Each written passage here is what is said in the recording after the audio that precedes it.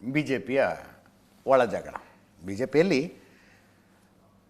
ಒಂದರ ನಂತರ ಒಂದರಂತೆ ರಾಜ್ಯಾಧ್ಯಕ್ಷರನ್ನು ಆಯ್ಕೆ ಮಾಡ್ತಾ ಇದ್ದಾರೆ ಬೇರೆ ಬೇರೆ ರಾಜ್ಯಗಳಿಗೆ. ಒಂದು ಲಿಸ್ಟ್ ಇದೆ ನೋಡಿ ಇಲ್ಲಿ. ತೆಲಂಗಾಣ ರಾಮಚಂದ್ರ ರಾವ್, ಇದೇನು ಸುಸೂತ್ರವಾಗಿ ಆಗಿಲ್ಲ, ಬರ್ತೀನಿ ಆ ಸುದ್ದಿಗೆ.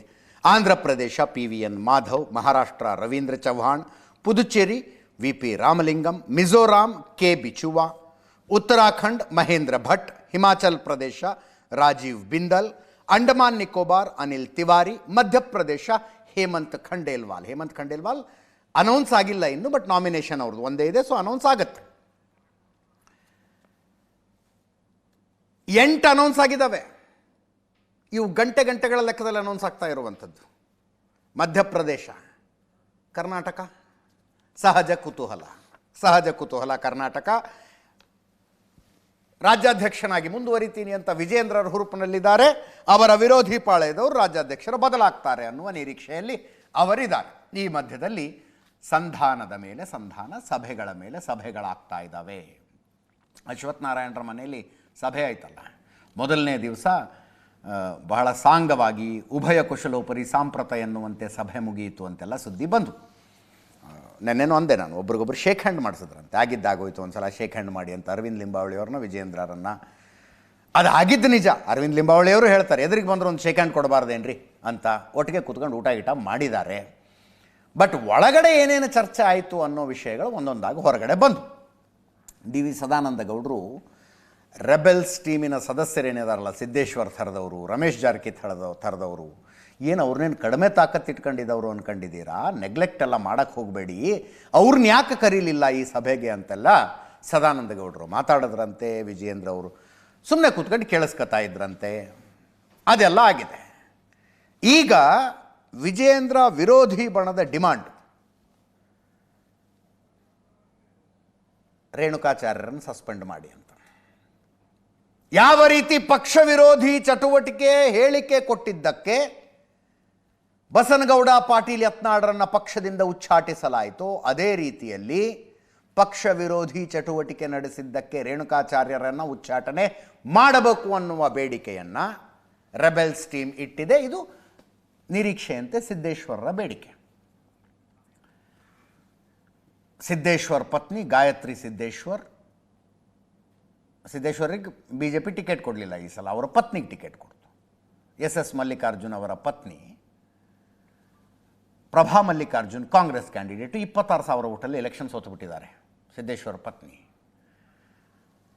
ಅದಕ್ಕೆ ಕಾರಣಕರ್ತರಾದವರ ಪೈಕಿ ರೇಣುಕಾಚಾರ್ಯರು ಒಬ್ಬರು, ಅವ್ರನ್ನ ಸಸ್ಪೆಂಡ್ ಮಾಡಬೇಕು ಪಕ್ಷದಿಂದ ಅನ್ನುವ ಬೇಡಿಕೆಯನ್ನು ಇಟ್ಟಿದ್ದಾರೆ. ಇದು ಹೆಂಗೆ ಅಂದರೆ, BJPಯ ಭಿನ್ನಮತ ಬಗೆಹರಿಬೇಕು ಅಂದರೆ ನಮ್ಮ ಈ ಬೇಡಿಕೆಯನ್ನು ಈಡೇರಿಸಿ, ಈ ಡಿಮಾಂಡನ್ನು ಈಡೇರಿಸಿ ಅನ್ನೋ ಥರ ಇದೆ ಇದು. ರೇಣುಕಾಚಾರ್ಯರನ್ನು ಈ ಬಗ್ಗೆ ಕೇಳಿದ್ರೆ ಕಾಲಾಯ ತಸ್ಮೈನ್ ನಮಃ ಅಂದ್ಬಿಟ್ರು. ಕಾಲಾಯ ತಸ್ಮೈನ್ ನಮಃ ಅಂತ ಕೇಳಿಸ್ಕೊಳ್ಳಿ ಒಮ್ಮೆ.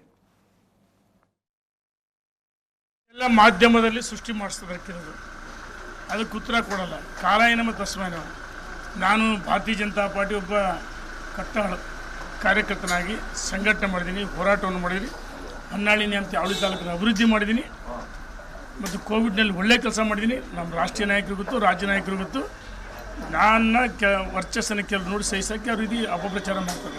ಯಾರು ಮೀಡಿಯಾಕ್ಕೆ ಓಪನ್ ಆಗಿ ಹೇಳಿದ್ದಾರೆ?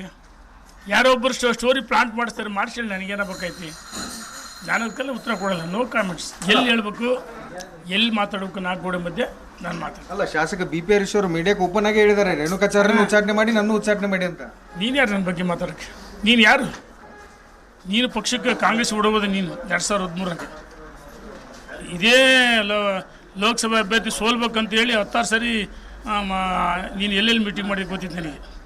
ಆಯಿತು, ನೀನು ಹರಿಹರದಲ್ಲಿ ಎಷ್ಟು ಲೀಡ್ ಕೊಟ್ಟು ನಂಗರೆ? ಹಾಲಿ MLA, ಮಾಜಿ MLA ಇಬ್ಬರದಿಲ್ಲ, NDA ಮೈತ್ರಿಕೂಟ. ನೀನೆಷ್ಟು ಲೀಡ್ ಕೊಟ್ಟೆ BJP? ನಿನ್ನ ತಟ್ಟೆಯಲ್ಲಿ ಹೆಗ್ಗಣ ಬಿದ್ದಿದೆ, ಅದನ್ನು ನೋಡ್ಕೋ ಫಸ್ಟ್. ನನ್ನ ಬಗ್ಗೆ ಏನು ಮಾತಾಡ್ತೀನಿ ನೀನು? ಅಲ್ಲ, ಕಾಂಗ್ರೆಸ್ ಶಾಸಕರು ಏನು ಚನ್ನಗಿರಿಯಲ್ಲಿ ಶಾಸಕರು ಹೇಳಿದ್ರು, ಅದನ್ನೇ ಸಾಕ್ಷಿಯಾಗಿ ಹೇಳ್ತಾ ಇದ್ದಾರೆ ಅಂತ ಏನು ಹೇಳ್ತಾರೆ ಅದ್ರ ಬಗ್ಗೆ? ಧನ್ಯವಾದ. ಅವ್ರಿಗೆ ಅದನ್ನೇ ತೋರಿಸ್ಲಿ, ಅದನ್ನೇ ಇಟ್ಕೊಂಡು ತೋರಿಸ್ಲಿ.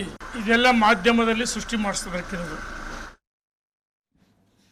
ರಾಜ್ಯ BJPಯ ಬಿಕ್ಕಟ್ಟು ಒಂದು ಕಡೆ ಆದರೆ, ದಾವಣಗೆರೆ BJPಯ ಬಿಕ್ಕಟ್ಟೆ ಎರಡೂ ಒಂದೇ ಸಮಾನ ತೂಕ ಅನ್ನೋ ಹಂಗಾಗಿದ್ದಾವೆ. ಎರಡನ್ನೂ ಬಗೆಹರಿಸುವ ಜವಾಬ್ದಾರಿಯನ್ನು ವರಿಷ್ಠರು ಕೇಂದ್ರ ಸಚಿವ ಪ್ರಹ್ಲಾದ್ ಜೋಶಿ ಅವರಿಗೆ ಕೊಟ್ಟಿದ್ದಾರೆ. ಪ್ರಹ್ಲಾದ್ ಜೋಶಿಯವರು ಬಿ ಜೆ ಪಿ ಕಚೇರಿಗೆ ಸಿದ್ದೇಶ್ವರ್ ಮತ್ತು ನಮ್ಮ ಹರಿಹರದ ಶಾಸಕ ಬಿ ಪಿ ಹರೀಶ್ರನ್ನು ಕರೆಸ್ಕೊಂಡು ಒಂದು ಸಲ ಮಾತಾಡಿದ್ರು. ಅದಾದಮೇಲೆ ಅಶ್ವಥ್ ನಾರಾಯಣರ ಮನೆಯಲ್ಲಿ ಒಂದು ಮೀಟಿಂಗ್ ಆಗಿದೆ. ಈಗ ಶುಕ್ರವಾರ ಮಧ್ಯಾಹ್ನ 12ವರೆಗೆ ಸಪ್ರೇಟಾಗಿ ದಾವಣಗೆರೆಯ ಬಿಕ್ಕಟ್ಟು ಬಗೆಹರಿಸೋದಕ್ಕೆ ಅಂತ ಒಂದು ಮೀಟಿಂಗ್ ಕರೆದಿದ್ದಾರೆ ಬೆಂಗಳೂರಿನಲ್ಲಿ. ಶುಕ್ರವಾರ ಮಧ್ಯಾಹ್ನ 12ವರೆಗೆ.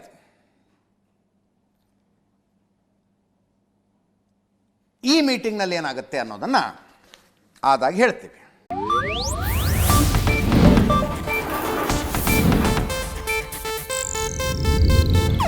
ಇದು ಏಷ್ಯಾನೆಟ್ ನ್ಯೂಸ್ ನೆಟ್ವರ್ಕ್ ಪ್ರಸ್ತುತಿ.